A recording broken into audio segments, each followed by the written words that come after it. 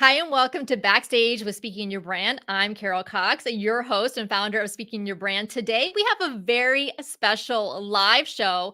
We have three of our Thought Leader Academy clients who are actually graduating today, March 12th, 2024, from the Thought Leader Academy.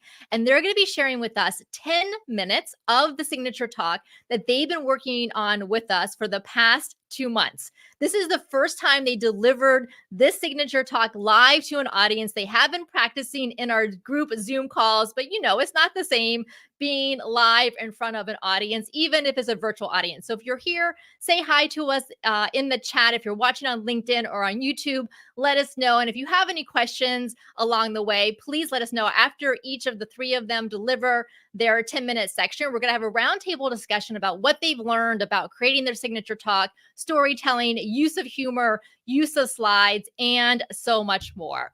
So let's go ahead and get it started. First up, we have Sandy Robinson. Sandy has had a career in corporate and revenue operations, and her signature talk is all around reimagining RevOps. So reimagining revenue operations, bringing methodology, process, and technology together for sales success.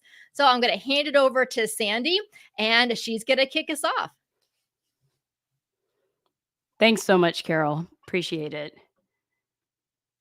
$70 billion. Think about that number. $70 billion. This is the amount companies spend annually on what? You might be thinking they're spending it on travel, on entertainment, maybe office supplies. I don't know. But that number, according to the Harvard Business Review, is what companies spend on sales training. Crazy, right? Sales training. That's about $1,500 per salesperson.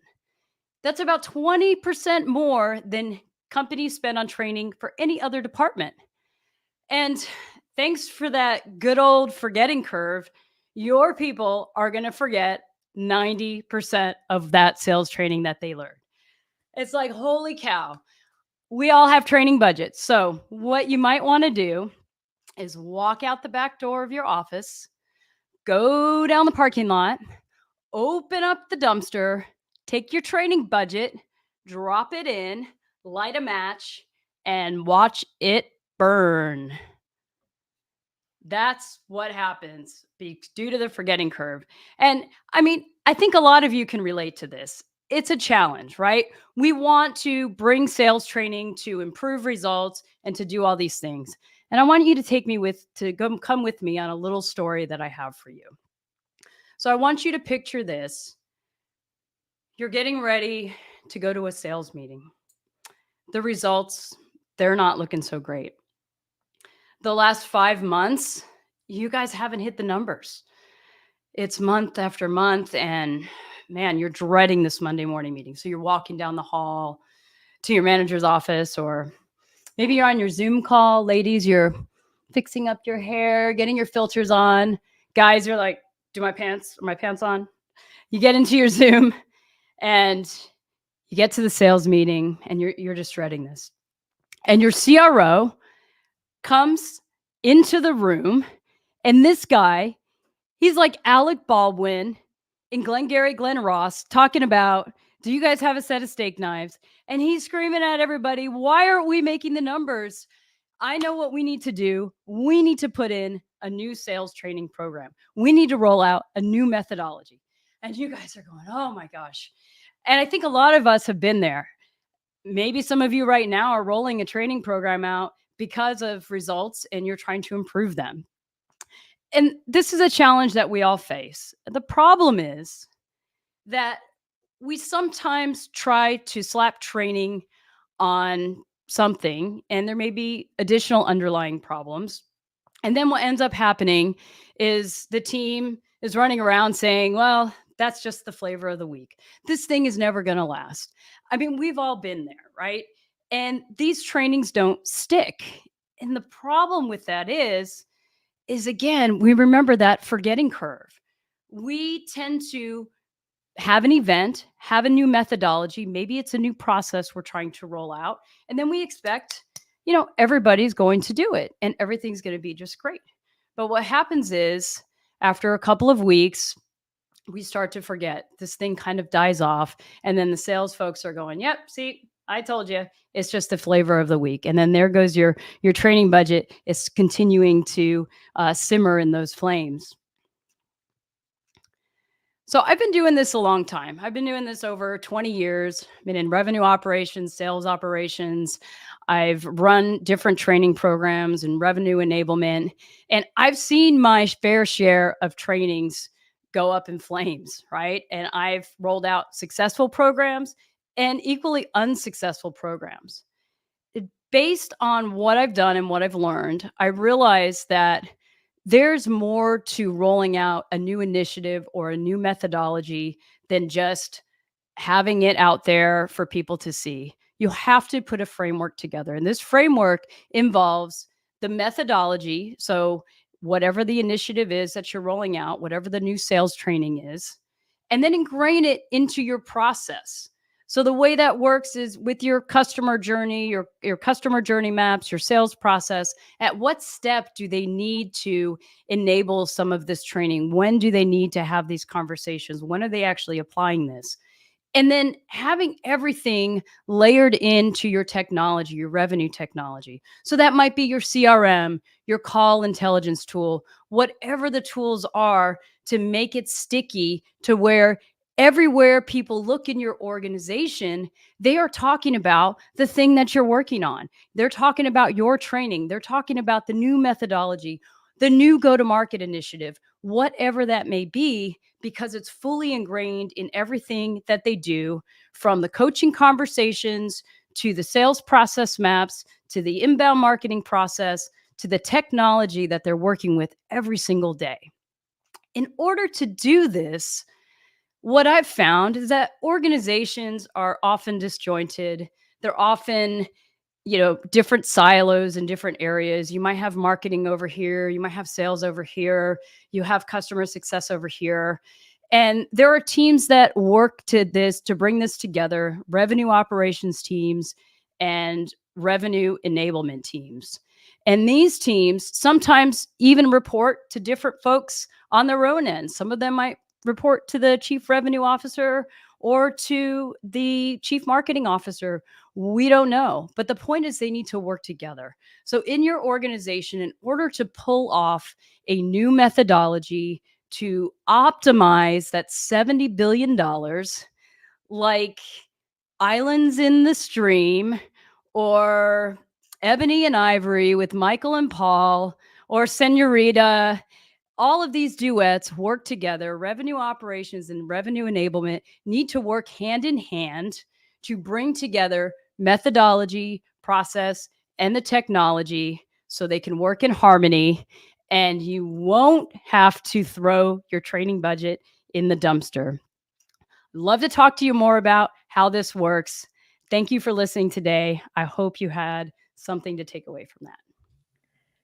Yay! Congratulations, Sandy. Fantastic job delivering that portion of your signature talk. So I just want to point out a few things for those watching and listening before we go to our next speaker. So first, notice how Sandy opened her talk. So she had that question, what do organizations spend $70 billion on? So of course, in a talk where she could see the audience, she would have them answering back. So, attention grabber right away. And then she's great at that vivid storytelling, using our ideal story ingredients to set the stage, use the dialogue, the emotion, the action, all of that. And then you can see how she kind of bridges to her framework towards the end of that section. So what she just shared is pretty much about act one of our 3-act signature talk canvas framework that we use when we work with our clients on their signature talk. So well done, Sandy. How did that feel?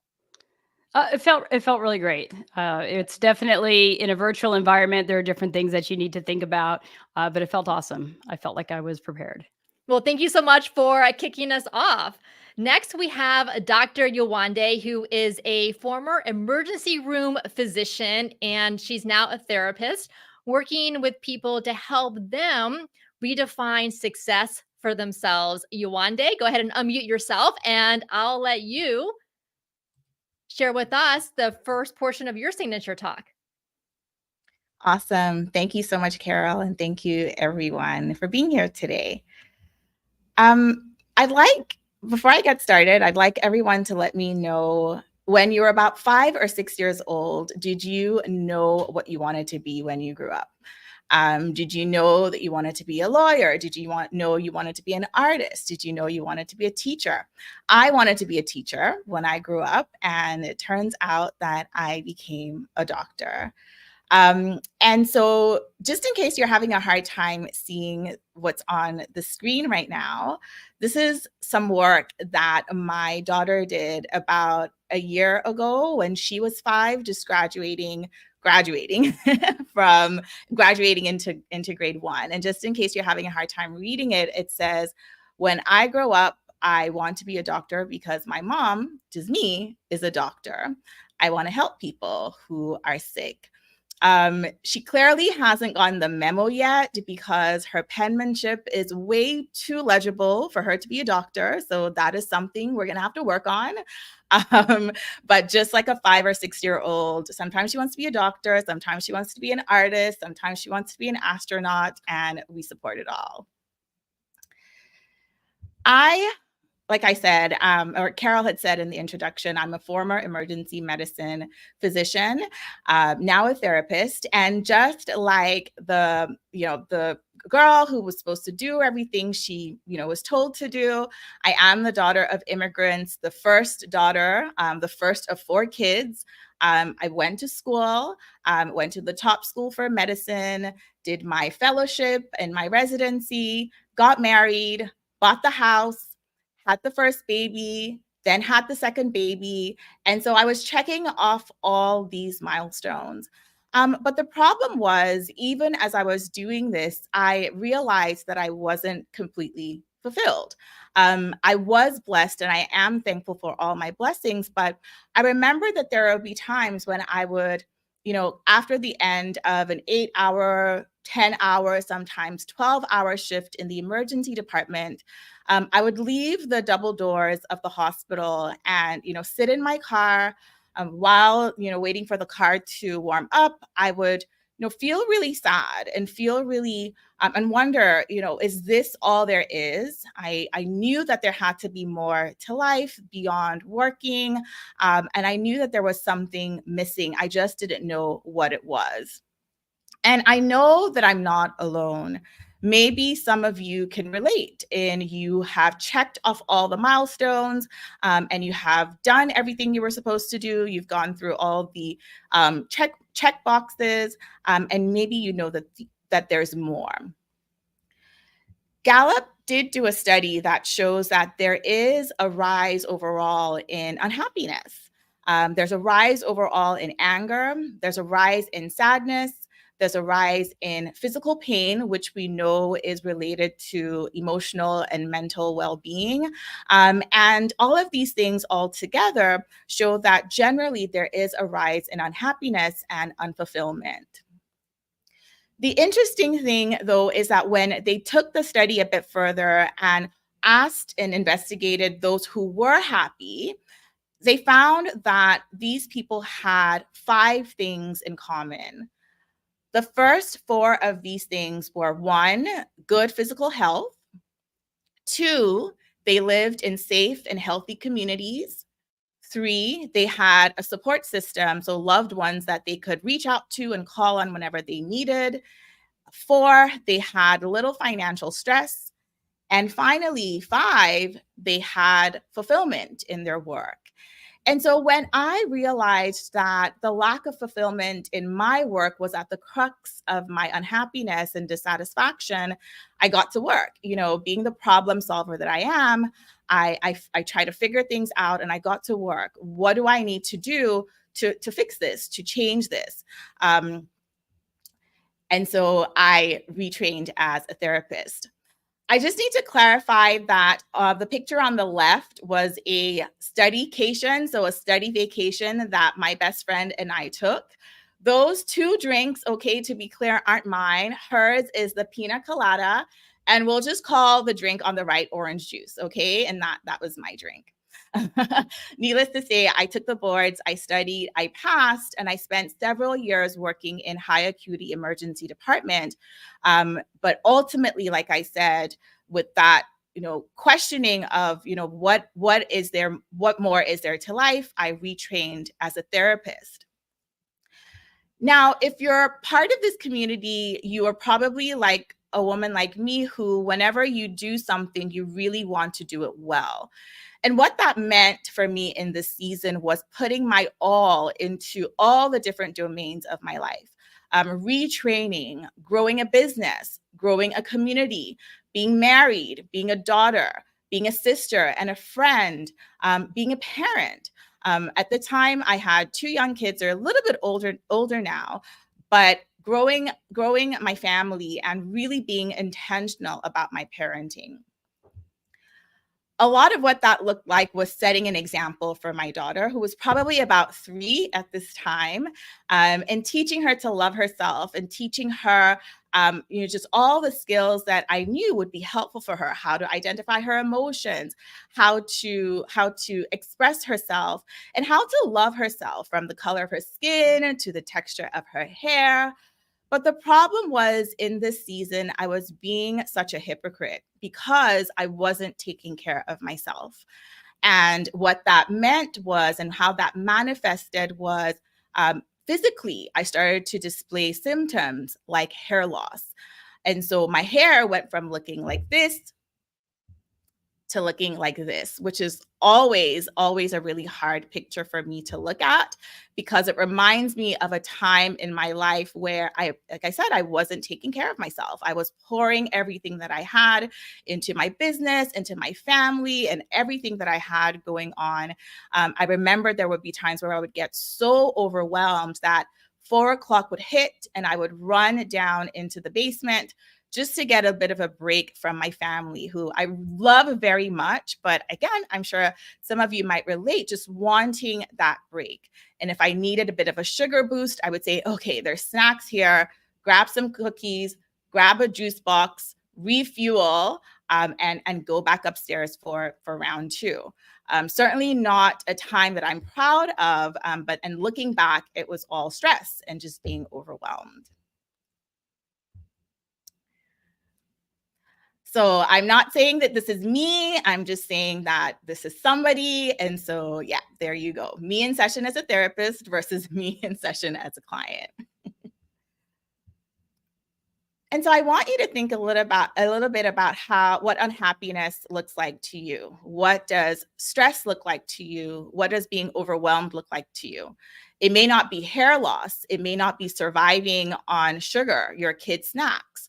But maybe it is having a hard time getting up in the morning, feeling really overwhelmed. Maybe it is a disconnect from those who you love the most.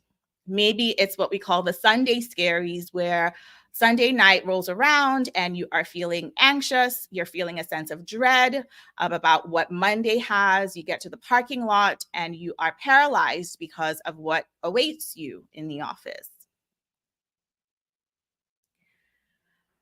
The truth is that, yes, you're doing all these things and pouring into every area of your life. You want your kids to be well. You want your company to thrive. You want your career to grow. You want to have a fulfilling partnership. You want to support your parents.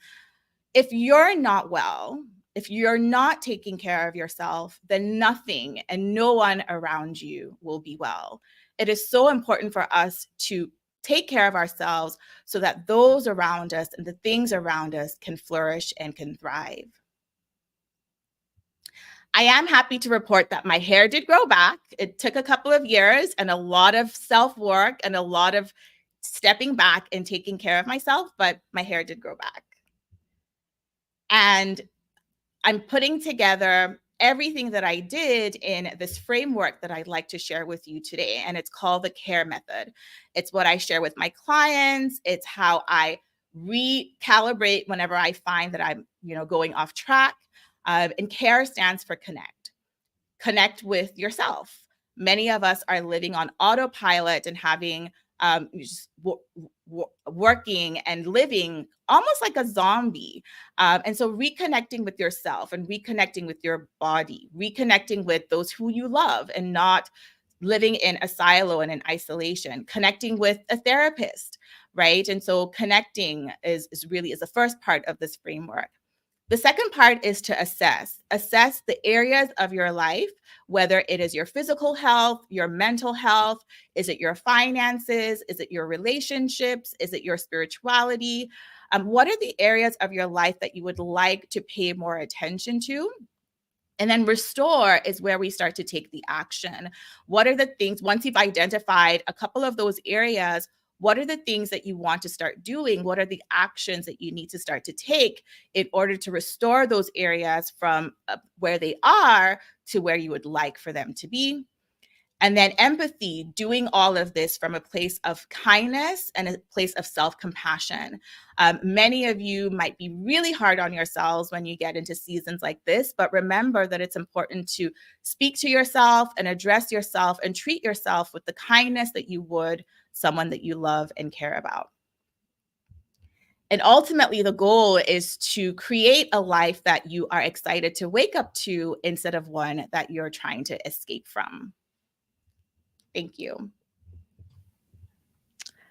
All right, Yewande, congratulations. That was so beautifully said. And I have some questions for you. But first, let me share with the audience a few things to notice. So Yewande very much opened and with her personal story, her personal experience, and her personal journey to lead us into her framework. And so this is kind of act one of our signature talk canvas framework. And then you can imagine how she could, with her audience, then go deeper into her care framework. And a couple of things stuck out to me is first that you transitioned from your personal story, so the story of self, to the story of us. So from the personal to the universal by saying something like, so you may not have had my experience with, your hair falling out or something like that, but maybe you've had a time where you've noticed how stress has impacted you, right? So that's that transition from self to us. And the other thing, and all three of the women here are doing this today, as well as the women you'll hear next week, our other 3 Thought Leader Academy grads, is about thought leadership.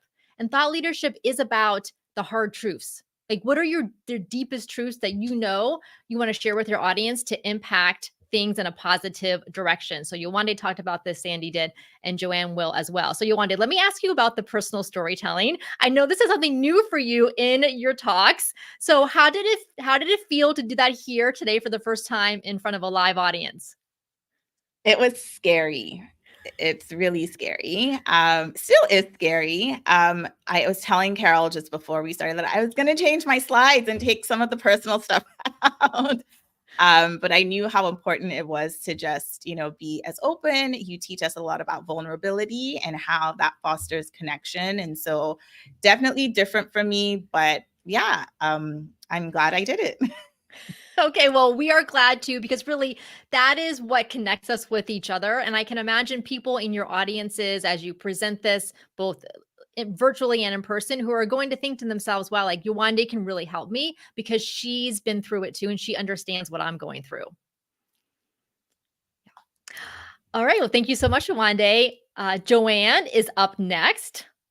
Let me get her unmute. Go ahead and unmute yourself, Joanne. There we go. And we'll get your slides going. So Dr. Joanne Lane is a doctor of education, and she specifically has a long career in education, but she has a book coming out around special education. It's called The Principal Special Education Calendar, a month-by-month roadmap to building compliance. So the signature talk that she's been working on is to help principals and educators and school districts understand the importance and impact of special education in their schools, and to lead them, to give them a guide to help them implement policies that are going to help all students and all teachers.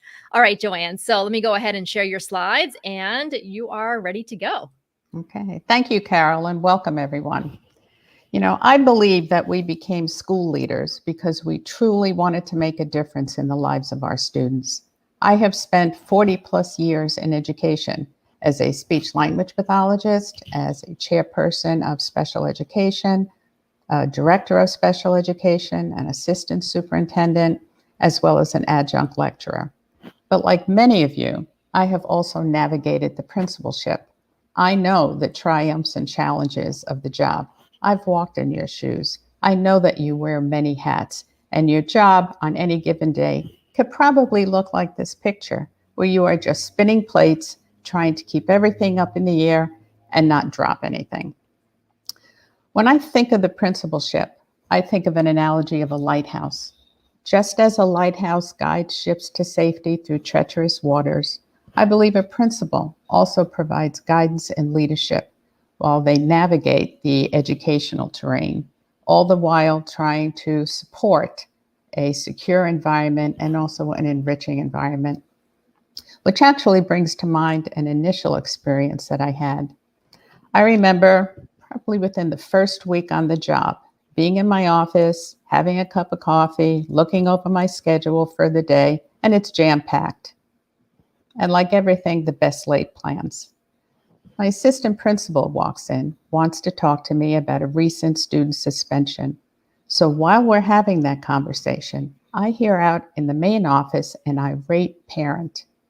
She's demanding to speak with the school principal about her child who was recently suspended. Coincidentally, it happened to be the same student. But what also caught my ear was she said that her child had an IEP and a behavior plan, and she was concerned that his rights were being violated. Well, I knew this was really going to become problematic, so I had her come into my office very diplomatically and gracefully. We had a conversation. This is really a confrontation. It's taking a long time. My coffee's getting cold. She's simmering, and we needed a momentary reprieve. And just at that moment, the fire alarm went off. Everyone's exiting the building, the parents in tow. We get outside the building, and she says the magic words, "I think I'm going to get a lawyer and sue." Well, now I have to be peacemaker, legal consultant, and fire drill coordinator. But meanwhile, in the back of my mind, I'm thinking, why didn't my assistant principal and teacher know about the IEP and the behavior plan? Was this impacting all of my faculty? Or was there a glitch in the student management system? Maybe that information wasn't accessible. So my schedule goes on the back burner because now I have to manage this. But I felt fortunate. I had a background in special education, so I knew the questions to ask. I knew the path to take, and I really didn't have to defer this particular concern to anyone else. Now, when a teacher or parent approaches you and says that they have a student or a child that needs additional support, they want to refer this particular student or child to special absolution, it's easy to pass the baton to the director of special ed and think you've solved the problem. But it doesn't really absolve you of your responsibility in this area because you both share professional and legal obligations. Your services and systems are basically intertwined, underscoring a collective responsibility as well as a social justice perspective that champions inclusion and says that it is a responsibility that is borne by all, not just a select few. So I want you to imagine a tennis match. The ball is going back and forth. All right, it's a nice even game. All of a sudden you decide to lob the ball over the net, forget about it, and walk away. If you continue to do that, this is what can happen to you as a principal at some point in time. New tonight, a group of parents are now suing the Coweta County School District and an elementary school principal. This was all tied to a failure to report alleged abuse. Okay. Very real scenario, one of many. In this particular situation, the principal received a 2-day suspension without pay, had to perform 80 hours of community service, attend a mandatory law course, and also had to pay a $1,000 fine. But you need to consider the ripple effect of this on the culture and climate of your building. You know, a few months ago, a neighbor contacted me about her grandchild who had autism. It's high functioning, and she had a lot of concerns. Her daughter, in turn, contacted me, and she relayed issues such as she felt that her child was not being treated justly in school. The CSE meeting had created a decision whereby her child was going to be placed in a residential program due to concerns about behavior and academic issues. I asked the parent, "Did you contact the school principal?" She said, "I did, but I felt like I was getting the runaround and I really didn't feel supported." So she asked if I could serve as a parent advocate at the next meeting, which I agreed. It soon became clear during the meeting that the recommendations for residential placement were really made on questionable grounds. So by the end of the meeting, we had reversed the decision. The student was placed in all co-teaching classes with supplementary aids and services, and it's doing great. Actually made the honor roll. But what this scenario really highlighted was the school's failure to individualize the student's needs in a thoughtful and legal manner. So this experience, as well as others, really begged a pivotal question. Do leadership candidates have any specific training in special education in their principal preparation programs? Now, research has shown either a lack of information or superficial coverage of training in a variety of areas, such as history of special education, pertinent law, or procedural knowledge.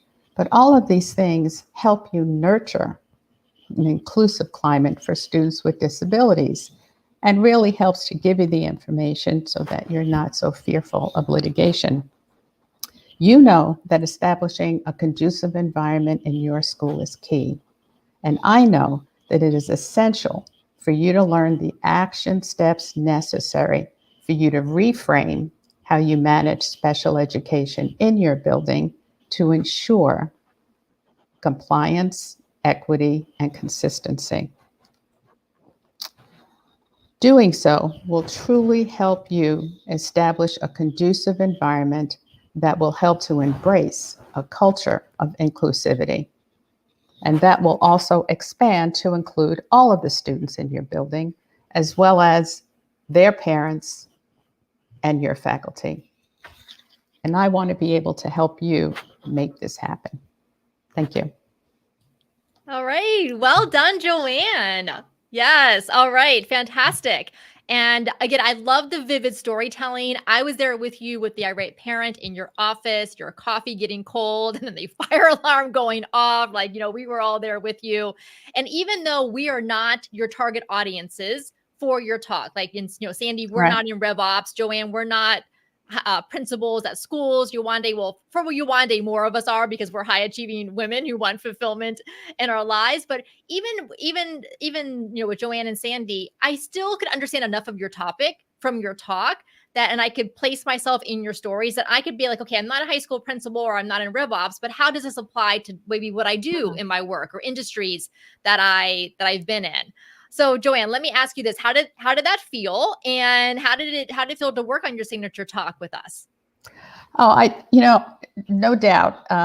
It's interesting to pull together all of the elements that we learned in the program, which is something that you don't generally consider when you're giving a presentation. It's all very new. So it felt great to be able to see it all come together in fruition. You did. You add, one of the things that we talk about in the Thought Leader Academy, once you have your VIP day done, where you've created your talk, is adding layers. So things like humor, obviously the vivid storytelling, but video clips, funny memes. And so all of you have done that. And I know that's different than the way that a lot of you approach your presentations. So Joanne, how do you feel going forward as far as, thinking about adding multimedia elements and funny clips to your presentations?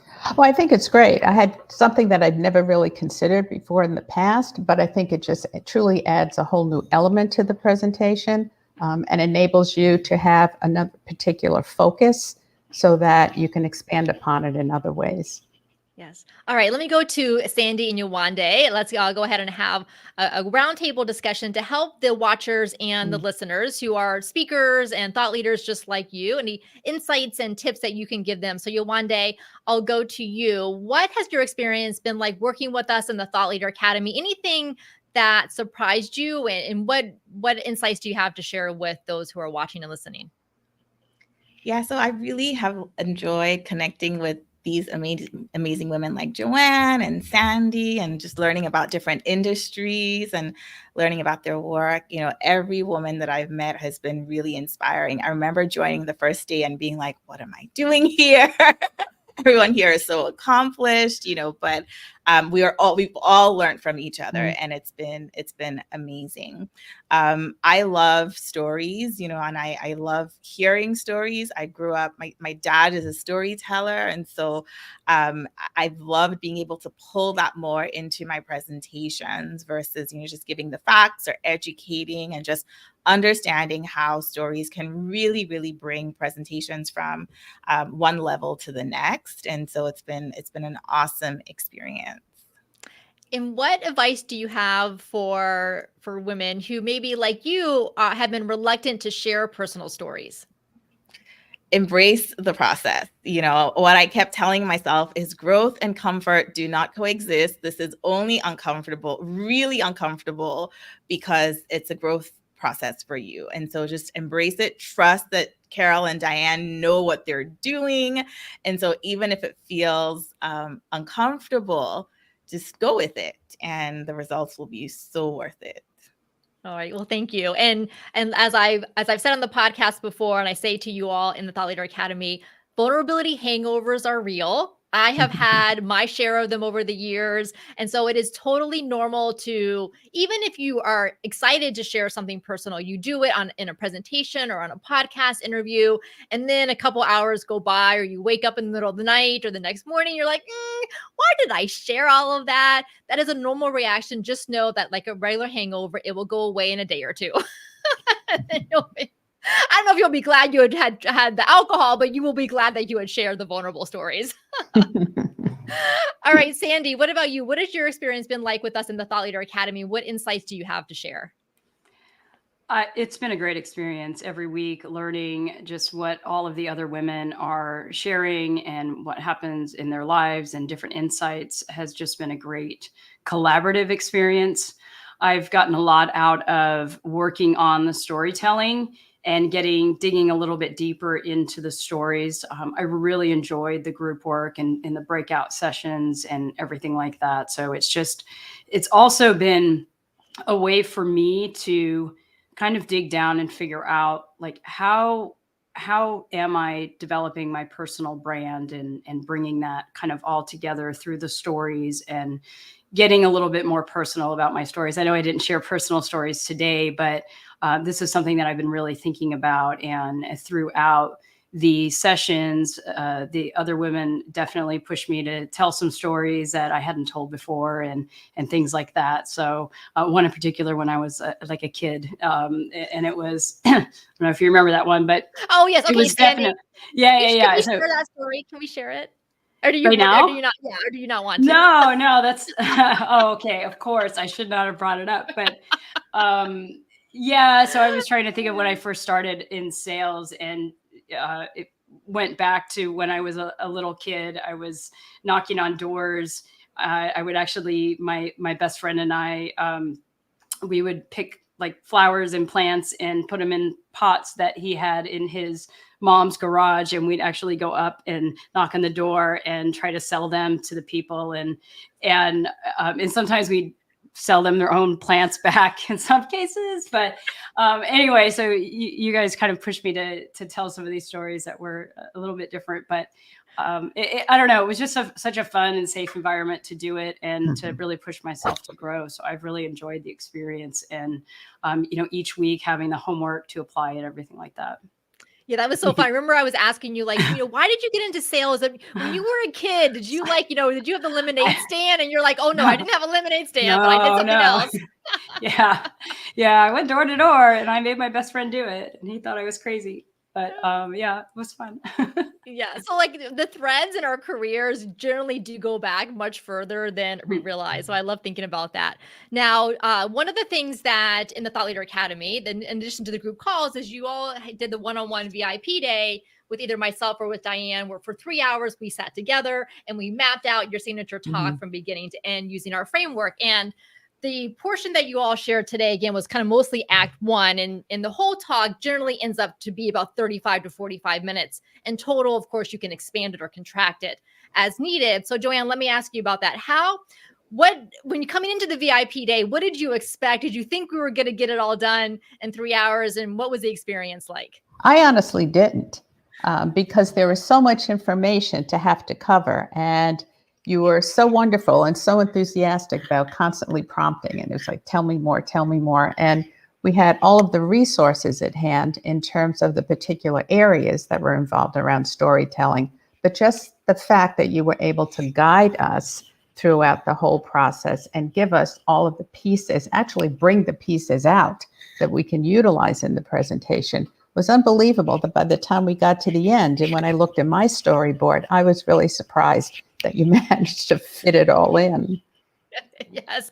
Well, yeah. And that's because, like, as I always say, Diane and I sit in the shoes of the audience. So we're imagining your audience as close to your ideal audience as possible. And like, what questions would we have as you're sharing something? What else would we want to know? Or is there something we would need to know first in order for the next thing to make sense? And how would we as the audience buy into what you're sharing, your thought leadership, like the bigger point? Like, we need to buy into it. How can you get us to buy in? So that's what we think about as we're asking you questions. Yewande, what about you? You did your VIP day with Diane. What was that like? I remember when we actually started, I'm like, Dan, I have no idea where this is going. So I'm like, in your hands. I just couldn't fathom how I was feeling at the beginning of the session turning into the framework. And so bit by bit, I think that the best part for me was the stories, yes, but then actually coming up with the framework itself and figuring out, okay, what would that look like? What's the acronym? And, what does it all mean? And what stories are attached to each acronym? Because like Carol said, this was just the intro, the act one, and we have 3 acts. And so, no, it was a fun experience. And Sandy, what about you? I know that in addition to the Thought Leader Academy, you also just attended our 3-day in-person client retreat. So I have seen you get so much more fluid with the storytelling, not only through the TLA, but also with the in-person work. And it was the signature talk definitely helped with that, going through understanding what stories are relevant in different areas and kind of trying to bring it all together.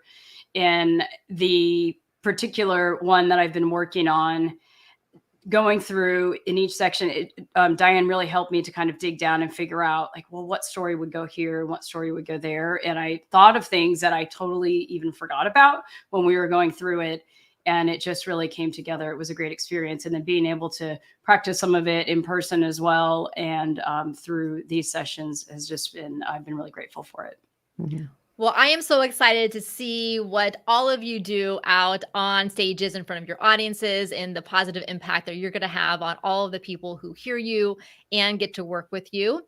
And so next week, we're going to have the other 3 women who've been in our Thought Leader Academy come and do the same thing. Diane is going to host that one. So just like this one, you're going to hear them share about a 10-minute portion of their signature talk and then have a roundtable discussion. So make sure to tune into that. That's going to be Tuesday, March 19th at 1 p.m. Eastern time, live on LinkedIn and YouTube.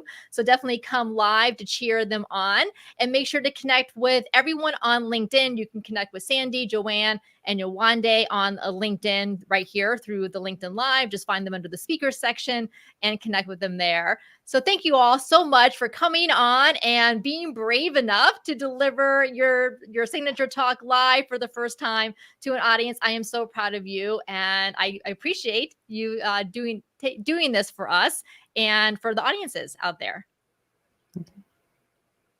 All right, so that is a wrap for our Backstage with Speaking Your Brand. I look forward to seeing you next time.